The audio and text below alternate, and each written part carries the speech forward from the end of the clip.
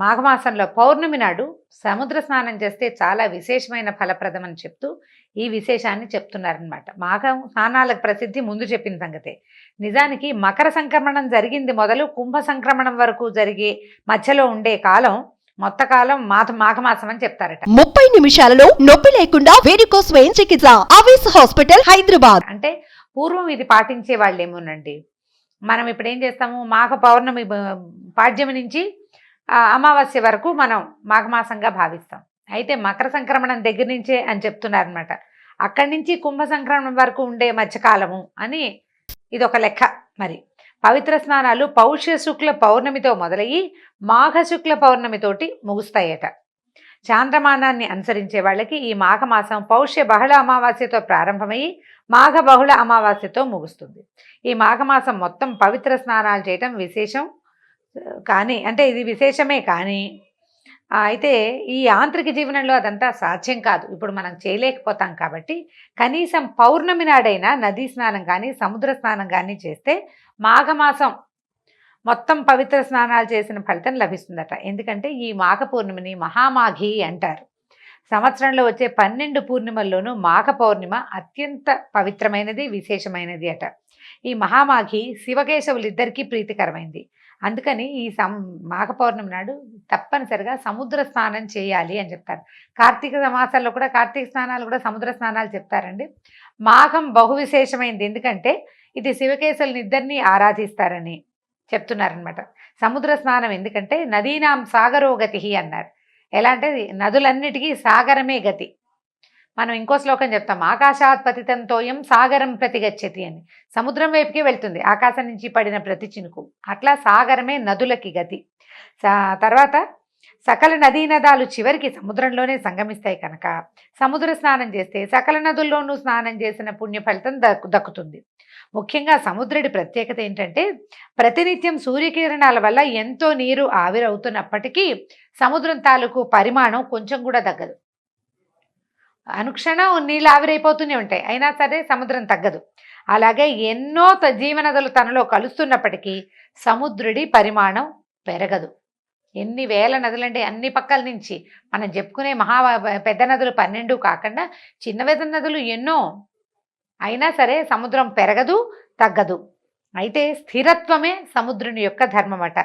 తర్వాత అగాధి జడత్వాలు ఆయన తత్వం, ఇలా చెప్తున్నారనమాట. సాగరుడు సంతోషప్రదుడట.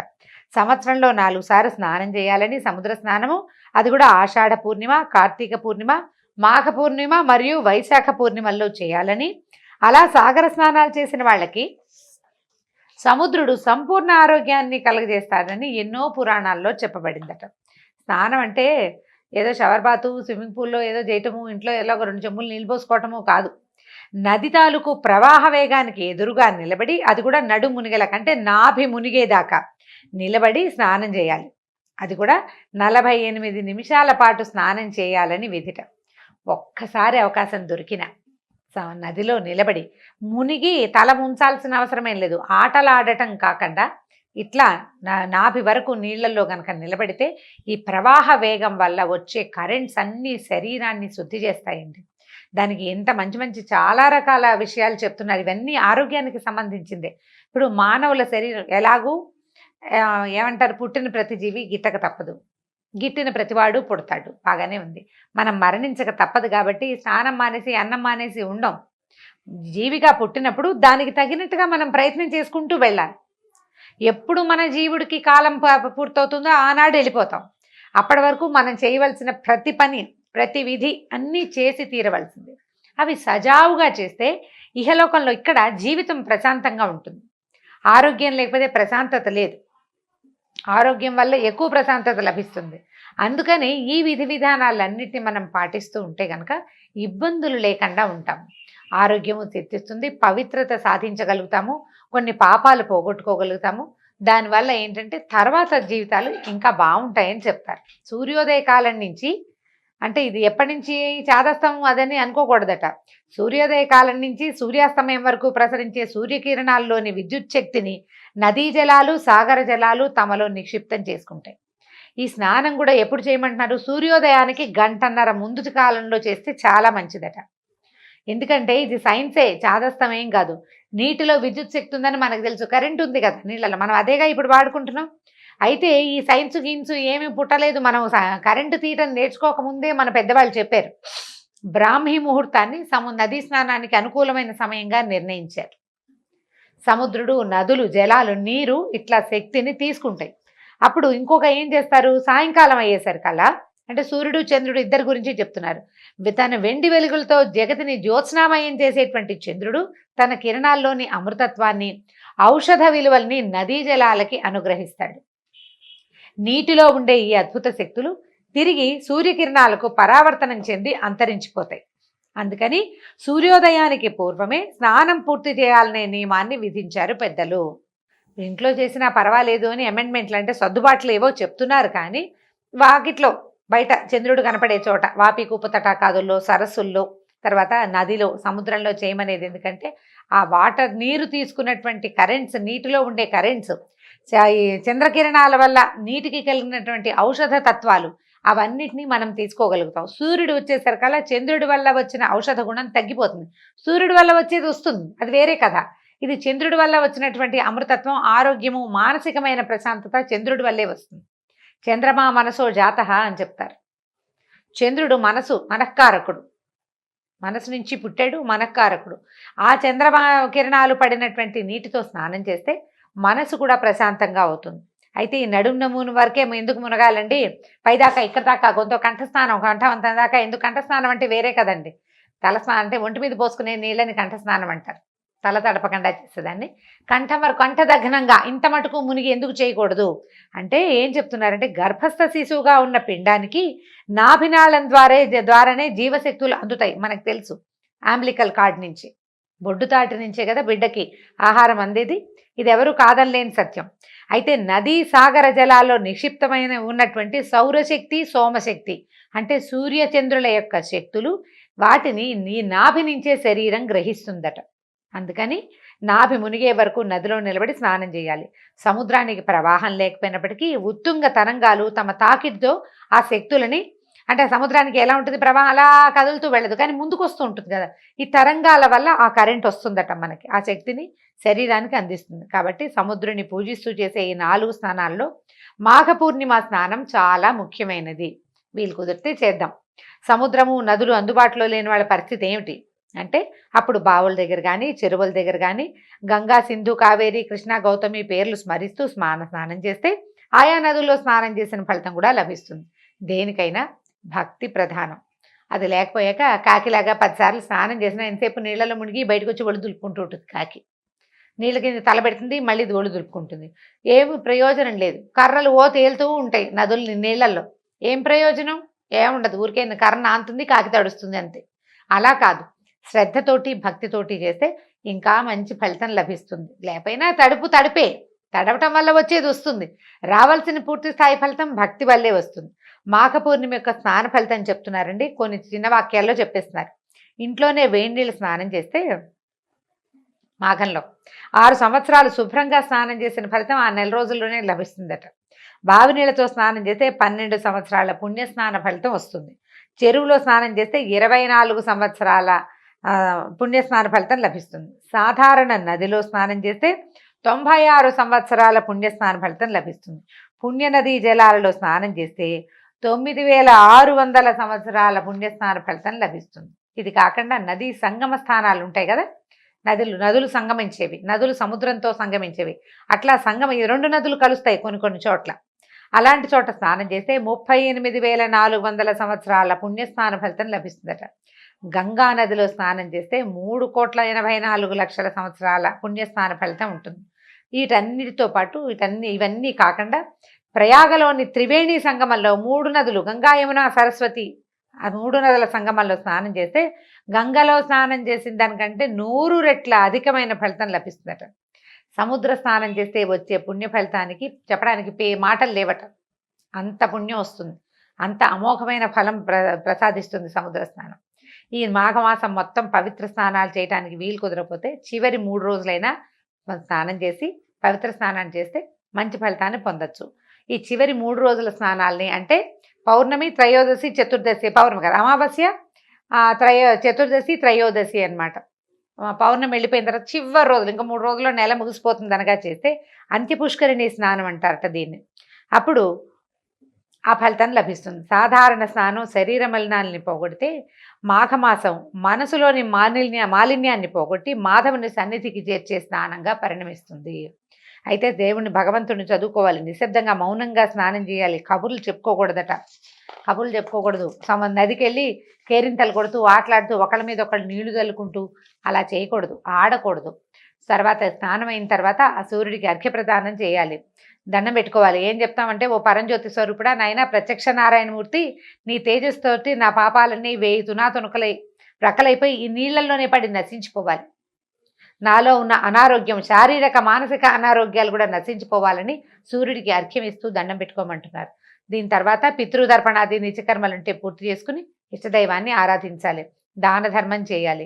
వస్త్రాలు, కంబళి అంటే దుప్పటి, పాదరక్షలు, గొడుగు, తైలము, నెయ్యి, తిలపూర్ణ ఘటము, నువ్వులతో నింపినటువంటి పాత్ర, బంగారము, అన్నము మొదలైనవి దానం చేస్తే మహాపుణ్య ఫలితం లభిస్తుందట. చేయగలిగే సామర్థ్యం ఉన్నవాళ్ళు గనక అవకాశం ఉంటే నేతితో తిలహోమం చేస్తే మరింత పుణ్యం వస్తుందట. మామూలుగా తిలలు చాలా మంచివి, కానీ ఏమంటే నువ్వులు ముట్టుకోకూడదని అలా అనుమానాలు ఉంటాయండి. శనివారం ముట్టుకోకూడదు, శుక్రవారం ముట్టుకోకూడదు, చాలా ఉంటాయి. సాక్షాత్తు శనేశ్వర స్వరూపం అని అదని భావిస్తాం. అలా అది చాలా తప్పట. విష్ణుమూర్తి యొక్క స్వేద బిందువులే తిలలట. తిల ఎట్లా జన్మించిందంటే విష్ణుమూర్తి యొక్క స్వేద బిందువు నుంచి జన్మించిందట. సాక్షాత్ విష్ణు రూపాలు, ఈశ్వర ప్రతీకాలు. అందుకని శివుడికి ఏం చేస్తారు, ఏకాదశి రుద్రాభిషేకం చేసేటప్పుడు తిలలతోటి అభిషేకం చేస్తారు. ఒక అభిషేకం తిలలతోటి చేస్తారు. తిలలకు అంత విశిష్టమైన స్థానం ఉంది. అయితే ఈ మాఘమాసాలు ఏం చెప్తారంటే, నెల రోజులు 1 వంతు చక్కెర 3 వంతులు తిలలు అంటే 3 స్పూన్లు నువ్వులు కనుక వేస్తే కాస్త వేయించి ఓ స్పూన్ పంచదార వేసి దాన్ని కొద్దిగా గ్రైండ్ చేసి నువ్వుల పొడి అది ఎవరికైనా పెట్టడం, అది ప్రసాదంగా పనిచేస్తుంది అనమాట. విష్ణుమూర్తికి నివేదన చేయటము, ఆ తర్వాత ప్రసాదంగా పంచిపెట్టమంటున్నారు. తిలపాత్ర దానం చేయటం కూడా చాలా మంచిది. అంటే ఒక చిన్న రాగి పాత్ర తీసుకుని నిండా తిలలు నువ్వులు పోసి పైన ఒక చిన్న బంగారపు నలుసు పెట్టమంటున్నారు. శక్తి అనుసారం ఇప్పుడు గ్రాము కూడా పెట్టలేని పరిస్థితికి వచ్చేసామండి మనం, బోళ్ళంత ఖరీదైపోయింది. పెట్టగలిగితే పెట్టటము, లేదా ఒక పండు తాంబూలం పెట్టి ఎవరికైనా ఇవ్వండి అని చెప్తున్నారు. తిలపాత్రని బ్రాహ్మణుడికి దానం చేస్తే మనోవాంఛితం నెరవేరుతుందట. ఇది జాతకరీత్యా ఏమైనా శని దోషము, పీడ అవన్నీ ఉంటే అవి నశిస్తాయట. ఆఖరి మాట ఏం చెప్తున్నారంటే, మాఘమాసం 4 రోజులు పవిత్ర స్నానాలు చేయాలని, ముఖ్యంగా మాఘ పౌర్ణమి నాడు సముద్ర స్నానం చేయాలని చెప్పుకున్నాం కదా. పూర్ణిమకి సముద్రానికి సంబంధం ఏమిటి అనేది చివరి 2 వాక్యాల్లో చెప్తున్నారు. ప్రతి పూర్ణిమకి అమావాస్యకి సముద్రానికి పోటు ఎక్కువగా ఉంటుంది. పౌర్ణమి దైవ సంబంధమైన తిథి, అమావాస్య పితృదేవతలకు సంబంధించిన విధి. అందుకని ఈ 2 పుణ్యతిథుల్లోనూ సముద్ర స్నానం చేయాలని శాస్త్ర నియమం. ఇది కూడా మళ్ళీ చీకటి పడ్డాక చేయకూడదండి, వెలుగుండగానే చేయాలి. మామూలుగానే సాయంకాలాలు సముద్రాలకి ఆటుపోట్లు ఎక్కువ అవుతాయి. పౌర్ణమి అమావాస్యల్లో పోటు అవి హెచ్చుగా ఉంటుంది, ఎక్కువ ఉంటుంది అనమాట. వేగం పెరిగిపోతుంది. చంద్రోదయం అయ్యేసరికల్లా సముద్ర వేగం పెరిగిపోతుంది అనమాట. ఆ సమయంలో చేయకూడదు. పౌర్ణమి రోజుల్లో సాయంకాలాలు చీకటి పడ్డాక ఎప్పుడు సముద్ర తీరాల్లో ఉండటం ఏమంత మంచిది కాదు. మన పాత పెద్దవాళ్లే చెప్పేవాళ్ళు, ఇప్పుడు అసలు మంచిది కాదు. కాబట్టి పగటి వేళల్లోనే చేయాలి. జ్యోతిశాస్త్ర రీత్యా పూర్ణిమ తిథి నాడు రవిచంద్రులు ఒకరికొకరు సమసప్తక కేంద్రగతులై పరస్పరం వీక్షించుకుంటారు. వాళ్ళిద్దరూ కరెక్ట్గా ఒక యాంగిల్లో కలుస్తారనమాట. ఆ తర్వాత అమావాస్య నాడు రవిచంద్రులు కూడా ఒకే కేంద్రంలో ఉంటారు. కాబట్టి ఇది వాళ్ళిద్దరికి ఉన్న సంబంధం. సూర్యుడు చంద్రుడు ఉన్న సమయంలో గనక సముద్ర స్నానం ఆ రోజుల్లో కనుక చేస్తే ఆ ఇద్దరి తాలూకు ఫలితం లభిస్తుందని చెప్తూ వశిష్ఠ మహర్షి ఈ కథని ఈ విషయాన్ని మన దిలీప మహారాజుకు తెలియజేశారు. ఈ సందర్భంలో ఈ గంగా స్నానము, సముద్ర స్నానము లేదా గంగా సముద్రంలో కలిసే చోట స్నానం చేయటం ఫలితాన్ని గురించి చెప్తూ వశిష్ఠ మహర్షి ఒక విశేషమైన కథని దిలీప మహారాజుకు తెలియజేస్తున్నారు. అది ఏమిటట కథ? పూర్వము గృత్స్నమధుడనే మహర్షి జన్హు మహర్షి వీళ్ళిద్దరూ కలిసి మాట్లాడుకుంటున్నారట. మాఘమాస వ్రతం చేయటం వల్ల మనుషులకి జ్ఞానము మోక్షము కలుగుతుందా అని అడిగితే కనుక జన్హు మహర్షి ఏం చెప్పారంటే, పూర్వం మాఘమాస వ్రతం ఆచరించడం వల్ల ప్రాణికి ఇహలోక పరలోక సుఖాలు కలుగుతాయి, వాళ్ళ కష్టాలు తీరుతాయి అని చెప్పి ఇలా చెప్పేవాళ్ళు పెద్దలు. అయితే సంతుష్టుడైన మానవుడు ఇంకా హరికి ప్రీతికరమైన వ్రతాలను కూడా చేసి జ్ఞాని ఏ సత్కర్మల్ని ఆచరించి ముక్తిని పొందుతాడు. మనం పెద్దవాళ్ళు చెప్తారు, మనం తెలుసుకుని ఏం చేస్తాము, పెద్దవాళ్ళు చెప్పారు కదా, ఏదో ఎన్నో కొన్ని ఆచరిస్తూ ఉంటాం కదా. అలా ఆచరించినటువంటి ఒక బ్రాహ్మణుని కథ చెప్తాను చూడమన్నాడు. ఏంటట, పూర్వం గంగా తీరంలో ఒక బ్రాహ్మడు ఉండేవాట. ఆయన వేదాంగాలు చదువుకున్నాడు, ఉత్తమశీలుడు, ఆచారవంతుడు, బహుబుద్ధిమంతుడు, నీతి, దయ, జ్ఞానము, ఇంద్రియ జయము అన్నీ ఉన్నాయి ఆయనకి. ఈయనకి చక్కగా ఉత్తమురాలైన ఒక భార్యమణి కూడా ఉంది. కానీ సంతానం లేదు చాలా సంవత్సరాల కాలం పాటు. అయ్యేసరికల్లా ఏ లోటు లేదు, కానీ ఇక పిల్లలు లేకపోతే ఎట్లాగా, అందుకని ఏం చేశాడంటే గుణవంతుడైన ఒక్క పుత్రుడు కలిగినా చాలు, మనకు పిల్లలు కలగలేదని ఆవిడ చాలా విచారపడుతూ ఉండేట. మన వంశం ముందుకెళ్ళదా అని ఆయన దిగులు పడేవాడు. ఇక నేను అమ్మ అని పిలిపించుకోలేనా అని తల్లి బాధపడుతుండేది, ఆవిడ కూడా, ఆయన భార్య కూడా. అయితే ఏమనుకున్నారంటే ఒకళ్ళతో ఒకళ్ళు మాట్లాడుకుంటూ ఆవిడంది, ఎవరైనా పెద్దవాళ్ళని అడుగుదాము, సంతానం కలగటానికి ఏదైనా ఒక సలహా తీసుకుని చేస్తే బాగుంటుంది అనేసరికల్లా సరే బాగా ఆలోచించుకుని వీళ్ళు ఏం చేశారంటే శ్రీమన్నారాయణమూర్తిని గురించి తపస్సు చేద్దామని భావించారు. పూర్వము మృకండ మహర్షి విష్ణుమూర్తిని అంటే ప్రార్థన చేసే కదా సంతానాన్ని పొందాడు. సంతానాన్ని ఎట్లా పొందాడు? విష్ణుమూర్తిని కాబట్టి ప్రార్థన చేశాడు, ఆయనకు ప్రార్థనకే ఆయనకి సంతానం కలిగింది. తర్వాత ఆ పిల్లవాడు మార్కండేయుడు అయ్యాడు, చిరంజీవి అయిపోయాడు కదా. కాబట్టి ఈ అవకాశాన్ని చూసుకుని మనం కూడా ఏదైనా తపస్సు చేద్దామని భావించారట. బ్రాహ్మడు అష్టాక్షరి జపం చేస్తూ విష్ణుమూర్తిని మనసులోనే నిలుపుని తీవ్రమైన తపస్సు చేశాడు. కొంతకాలానికి స్వామి ప్రత్యక్షమయ్యాట. చక్కగా వనమాలను ధరించి, శంఖచక్రాదులు ధరించి, మెడలో వనమాల, శంఖచక్రాలు ధరించి చతుర్భుజుడైన మహావిష్ణువు ఇతని ముందు ప్రత్యక్షమయ్యాట. ఈయన ఎలా ఉన్నాడంటే మకర కుండలాలతోటి ధగధగాయమానంగా ఉన్నాడు. మా స్వామి మహాసౌందర్యవంతంగా ఉన్నాడు. అయితే లక్ష్మీ సమేతుడై గరుడారూఢుడై ఇక్కడికి వచ్చాడట. వచ్చినా సరే ఆయన తపస్సులో మునిగిపోయాడు. విష్ణుమూర్తి వచ్చి నుంచున్నా ఒళ్ళు తెలియటలేదు ఆయనకి. అప్పుడు ఆయన నవ్వుతూ, విప్రా, నేను నీకు వరాన్ని వేయడానికి వచ్చాను, లేచి కళ్ళు తెరువు, నీకేం వరం కావాలో కోరుకోమన్నాడు. అప్పుడు ఈయన, అయ్యా నాకు ఒళ్ళు తెలియటం లేదు అని చెప్పాడనమాట. అప్పుడు భగవంతుడు ఏమనుకున్నాడంటే, నా కోసం తపస్సు చేశాడు, నేను రాగానే రెడీగా వరం అడిగేసేయాలి, అది కావాలి ఇది కావాలని అడగాలి. అయినా కూడా నిశ్చల చిత్తుడుగా ఉన్నాడు. భగవంతుడి దర్శనం అయినా కూడా ఇంకా ధ్యానంలోనే మునిగి ఉన్న ఈ బ్రాహ్మణుడికి అతను ఏది అనుకుంటే అది ఆ కోరిక తీర్చాలని భావించాడట. భావించి అతన్ని మనసు మరిలేటట్టుగా చేశాడనమాట. మనసు మరిలిపోయేటట్టుగా అతన్ని మాయలోంచి బయటపడేశాడు. ఈ భగవంతుడిని సాక్షాత్కరించినటువంటి విష్ణుమూర్తిని చూసేసరికి ఆ బ్రాహ్మణుడు ఎన్నో స్తోత్రాలు చేశాడు, ఎన్ని శ్లోకాలో చేశాడు, ప్రదక్షిణాలు చేశాడు, ప్రదక్షిణ నమస్కారం చేశాడు, పాదాలు పట్టి వదల్లేదు. స్వామి ఇంత సులువుగా ప్రత్యక్షం అవుతావని అనుకోలేదు అని చాలా పరిపరి విధాలా ప్రార్థించాడు. ప్రార్థించాక ఆయన అడిగాడనమాట, నాయన ఏమిటి నీకు ఏం కోరికుంది, నీకే కావాలి అని అడిగేసరికల్లా ఆయన ఏం అడిగానంటే, నాకు నీ పాదాల మీద నిశ్చలమైన భక్తి, విష్ణుమూర్తి మీద భక్తి కావాలి. విష్ణుమూర్తి పాదాలని అటు ఇటు పోకూడదు, నా దృష్టి వేరే ఇతర దైవాల వైపు వెళ్ళొద్దు. భగవంతుని పట్ల భక్తి నీవు మొదటిది. తర్వాత ఏమో ఇహలోకంలో పరలోకంలో కూడా సద్గతికి కారణమైన పుత్ర సంతానాన్ని ఇచ్చి నాకు ముక్తిని ప్రసాదించు. నాకు గనక సంతానం కలకపోతే నాతో పాటు నా పితృదేవతలు కూడా మలమల మాడిపోతారు, అన్నోదకాలకి ఉండవు, నాకు అన్నోదకాలు ఉండవు, పితృదేవతలకి ఉదకాలు ఉండవు అని అడిగాడు. అడిగేసరికల్లా ఈయన ఏమన్నాడు, నువ్వు కోరినట్టే వరం ఇచ్చాను, నువ్వు చేసిన స్తోత్రం ఎవరైతే చదువుతారో వాళ్ళకు కూడా నీకు ఇచ్చిన వరము వాళ్ళకు కూడా ఇచ్చినట్టే అంత చక్కటి స్తోత్రం చేసావని ఆయన మెచ్చుకున్నాడు. అష్టోత్తర శతనామాలు చెప్పాడట బ్రాహ్మడు. సరే చెప్పి విష్ణుమూర్తి అంతర్ధానమైపోయాడు. ఈయన చాలాగా అమ్మయ్య పోగొట్టుకున్న సొమ్ము దొరికిన వాడికి వచ్చినంత సంతోషం వచ్చిందట బ్రాహ్మడికి.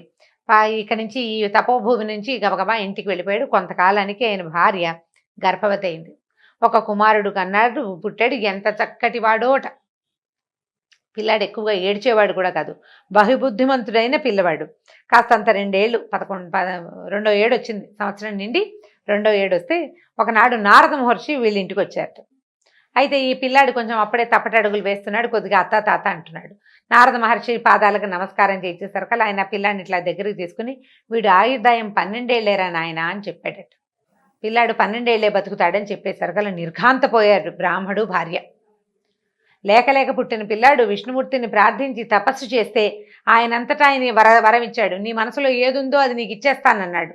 ఆ ఇచ్చేసిన వరం అల్పాయుష్కుడైన కొడుకైపోయాడే అని ఎంతో ఏడ్చారు. చాలా దుఃఖం. అన్నం సహించేది కాదట. ఎప్పుడూ విచారమగ్నులుగా ఉండేవాళ్ళు.